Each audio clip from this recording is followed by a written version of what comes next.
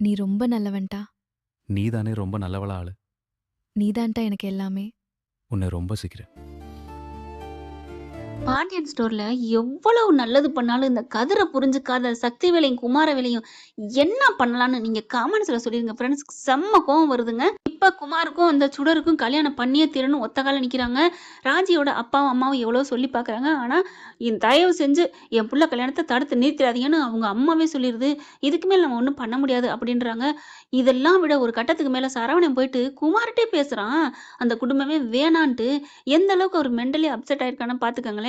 அந்த அளவுக்கு இதுங்க அவங்க பாக்கியம் வந்து பைத்தியம் பிடிக்க வச்சிருச்சு அப்படின்னு தான் சொல்லணும். இங்க பாரு குமாரு, அவளை கட்டிக்கவே கட்டிக்காத. அந்த குடும்பமே மோசமான குடும்பம். நான் சொல்றதை கேளு. நீ யார வேணா கல்யாணம் பண்ணிக்கோ அப்படின்னு கெஞ்சுறாரு. ஓ, எனக்கு கல்யாணம் நடக்கிறது உனக்கு பொறுக்கலையா? ஐயோ, நான் அப்படிலாம் இல்ல குமாரு. நான் சொல்றதை கேளு. ஏன் சரவணா அந்த அளவுக்கு உனக்கு பாவங்க புத்தி மழுங்கி போச்சான்னு கேட்கவும் முடியல. அந்த பாக்கியம் சொன்ன பொய்கள் 80 பவனாக ஒரிஜினல்னு சொன்னா அந்த குடும்பத்தை எப்படிங்க நம்ப முடியும்? வயசு மூப்புன்னு சொன்னது என்ன, படிப்பு அதிகம்னு சொன்னது என்ன, எல்லாமே எல்லாமே பொய்ய ஒரு மனுஷன் ஜீரணிக்க முடியல. அதனாலதான் அந்த குடும்பத்துக்கு வேணாம். இவன் தங்கச்சியை தூக்குனா, அண்ணியை தூக்குனா, அதை கூட மறந்துட்டேன் அந்த சரவணன். நம்ம ஆளு. ஆனாலும் பாத்தீங்கன்னா வேணாங்கிறான். அதுக்கப்புறம் சரி, எனக்கு உன் தங்கச்சியை கட்டி கொடுக்குறியா, அரசியை கட்டி கொடுக்குறியான்னு கேட்டுறான். சரின்னு சொல்லிடுறான். அப்ப பொண்ணு கேட்டு வரட்டுமா, இரு நான் கேட்டு சொல்றேன்னு சொல்லிட்டு வந்துடுறான்.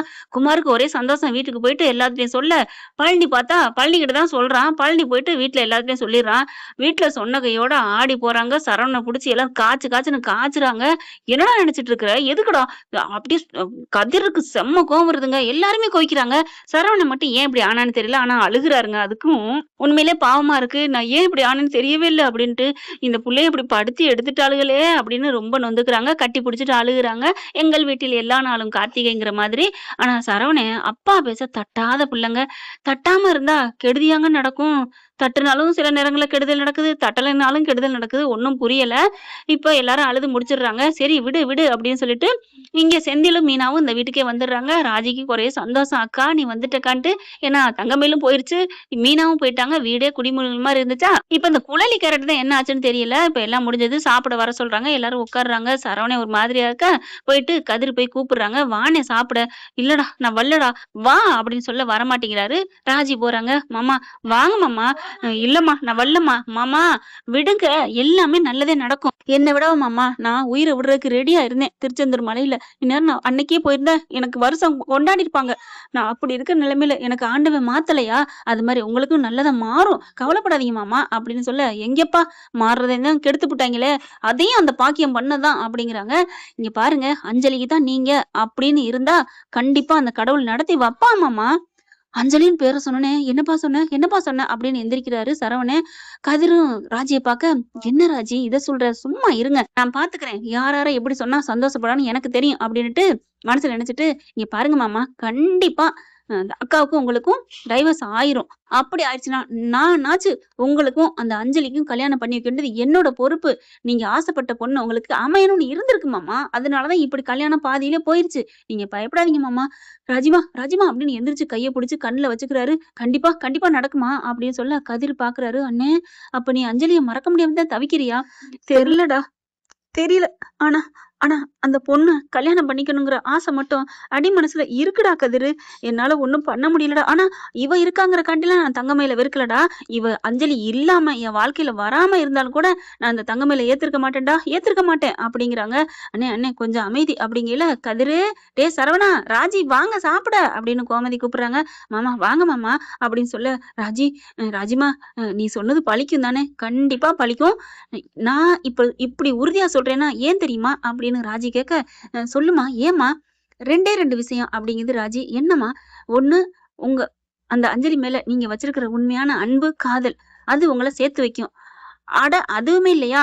அதை விட இன்னொருத்தங்க இருக்காங்க, உங்களை கண்டிப்பா உங்க காதல சேர்த்து வைப்பாங்கிற நம்பிக்கை எனக்கு இருக்கு. யாருமா அவங்கள சொல்லுமா, அவங்க காலில் விழுந்தா நான் என்னை என் காதல சேர்த்து வைக்க சொல்றேன் அப்படின்னு சொல்ல, எங்கெல்லாம் ரொம்ப தூரம்லாம் போக வேணாமாமா. ரொம்ப தூரம்ல அவங்க இங்கேதான் இருக்காங்க. என்னம்மா சொல்ற? இதோ உங்க தம்பிதான் மாமா அப்படின்னு அப்படி பாக்குறாரு. என்னது கதிரா அப்படிங்கிறாங்க. ஆமா, கதிர் தான் கண்டிப்பா உங்களுக்கு உங்க ஆசையை நிறைவேற்றி வைப்பாரு, உங்க காதல சேர்த்து வைப்பாரு. கதிர் அப்படியே வச்சக்கன்னு வாங்காம ராஜியை பாக்குறாரு. ராஜி அப்படின்னு கைய பிடிக்கிறாங்க. என்னங்க என்ன கதிரு, என் மேல அவ்வளோ நம்பிக்கை இருக்கா? என்னடா நான் உன்னை தப்பா நினைச்சதெல்லாம் முன்னாடிடா. ஆனா இப்ப அப்படி இல்ல. நீ எவ்வளோ நல்லவன் தெரியுமா? எல்லாருக்கும் ஓடி ஓடி உழைக்கிறடா. உண்மையிலே உன்னை நினைச்சா எனக்கு எவ்வளோ பெருமையா இருக்கு தெரியுமா? அப்படின்னு சொல்லையில ராஜிய டபக்குன்னு கட்டி பிடிக்கிறாரு. கட்டி பிடிச்ச உடனே சரவணன் சரி அப்படின்ட்டு கதிரு, டேய் ராஜி சொன்ன மாரி என் காதுல சேர்த்து வைப்பீங்கல்ல? அண்ணே கண்டிப்பா சேர்த்து வைப்பேனே. நீ போண்ணே சாப்பிட. டேய் என்னடா நான் இடைஞ்சலா இருக்கனா? என்ன போ சொல்ற? ஆமாண்ணே. என்னடா சொல்ற? அண்ணே போண்ணே. நாங்களே இப்பதான் ஒரு மூடோட ரொமான்டிக்கா இருக்கிறோம். சரிடா சரிடா அப்படின்னு சரவணன் சந்தோஷமா சிரிச்சுட்டு போறாரு. அங்க பார்த்தா அவங்க அம்மா, என்னடா மூலையில முடங்கி கிடந்த சந்தோஷமா வர்ற? அது அப்படிதாம்மா. எனக்கு சாப்பாட வையி. ராஜியும் கதிரு எங்க? முக்கியமான ஒரு வேலை பார்த்துட்டு இருக்காங்கம்மா. வந்துருவாங்கம்மா. என்ன வேலைடா? அட ஒட்டிக்கிட்டு இருக்காங்கம்மா. என்ன ஒட்டிக்கிட்டு இருக்காங்க? அட நோட்டுல லேபிள் ஒட்டிட்டு இருக்காங்க. என்ன லேபிள்? அது ஏதோ பரீட்சைக்கு போதான் விடுமா. ஐயய்யய்ய எங்க அம்மா நொய்யி நொய்யின்னு அப்படின்னு சொல்லி சமாதானப்படுத்த, அவரு சொன்ன ஒட்டிக்கிட்ட வேற. இப்ப என்ன ஒட்டிக்கிட்டாங்கன்னா, கதிரு ராஜி அப்படியே இறுக்கிய கட்டி பிடிச்சாங்களா? பிடிச்ச கையோட நெத்திய முட்டிக்கிறாங்க. மூக்குக்கு மூக்கு உரைச்சிக்கிறாங்க. கண்ண டப்பு டப்புன்னு அடிச்சுக்க, அப்படியே பாக்குறாங்க. என் மேல அவ்வளவு நம்பிக்கையா ராஜி உனக்கு? என்னடா என்ன ஒருத்தர் உனக்கே தெரியலடா. நீ எவ்வளவு நல்லவன் தெரியுமா? எங்க அப்பாவை நீ எப்படி பார்த்திருக்க? அடி பாவி! உங்க அப்பாவ பார்த்துக்கிட்டனால தான் என்ன இவ்ளோ ஆசையா கட்டி பிடிக்கிறியா? அப்படிலாம் இல்லையே. என் புருஷன நான் கட்டி பிடிக்காம இந்த நேரம் நான் சிணுங்கிட்டு போவேன்னு நினைச்சியா? அதெல்லாம் இல்ல. என் புருஷன இப்படி கட்டி பிடிப்பேன், இப்படி கட்டி பிடிப்பேன்னு நெஞ்ச அப்படியே டக்கு டக்குன்னு மோதுறாங்க. அப்படியே இழுத்து நெஞ்சோட அணைச்சுக்கிறாங்க. ஏய் பார்த்து அம்மாடியோ நெஞ்சு வலிக்குதுடி அப்படிங்கிறாங்க. ஒரு பூ மோதி மலை சரிஞ்சிருச்சா என்ன? அப்படிலாம் இல்ல. நீ போலீஸ் வேலைக்கு ட்ரைனிங் பண்றீல்ல, அதனால அதுவே மலை மாதிரி தான் இருக்கு. ஆ ச்சே! கண்ண போடா. கண்ணு எங்கடா போகுது? அப்படின்னு சொல்லிட்டு கண்ணுல அடிக்கிறாங்க. ஏய் நான் சும்மா உன் மனச சொன்னேன்டி. நீ எத சொன்னேன்னு எனக்கு தெரியும் அப்படின்னு காத பிடிச்சு திருகுறாங்க. ராஜி ராஜி ராஜி அப்படின்னு அப்படியே கைய விடு விடுன்னு சொல்றாங்க. கேட்க மாட்டேங்கிறாங்க. ராஜி விடலைன்னு சொன்னோன்னே இறுக்கிய கட்டி பிடிச்சிட்டு டக்குன்னு கிஸ் அடிச்சிடுறாங்க. அப்படியே ஒரு மாதிரி ஆகுது ராஜிக்கு. அப்படியே தன்னை மறந்துடுறாங்க. ராஜிமா அப்படிங்கல ஐயோ அப்படின்னு 2 விலக. ச்சே! எந்தெந்த நேரத்துல கூப்பிடுறதுன்னு தெரியாது எங்க அம்மாவுக்கு. என்ன பண்றாங்க வச்சு ஒண்ணும் புரியல அப்படின்னு ராஜி ராஜி நம்ம போய் சாப்பிட்டு வந்துட்டு இப்ப விட்டத தொடரும் போட்டு கமா போட்டு போவோமா அப்படிங்கிறாங்க. யாரா அது? கதிரா இதெல்லாம் பேசுறது? அப்படின்னு ராஜி கேட்க, ஏன் எனக்கு என்ன இது பேச தெரியாதா என்ன?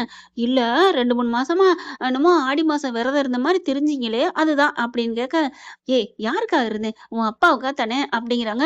அப்பாவுக்காக இப்படி இருக்க கூடாதுப்பா.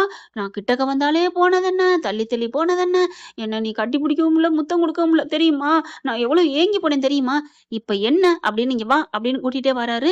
என்ன என்ன இப்ப என்ன? உன்னை நான் கட்டி பிடிக்கிறேன் அப்படிங்கிற மாதிரி சொல்லிவிட்டு வெளியில என்னடா கூட்டிட்டு போற அப்படின்னு ராஜி சொல்ல, வா இப்ப என்ன அப்படின்னு கதவை தாப்பா போடுறாரு. அண்ணன் திறந்து போட்டு போயிட்டாருடி.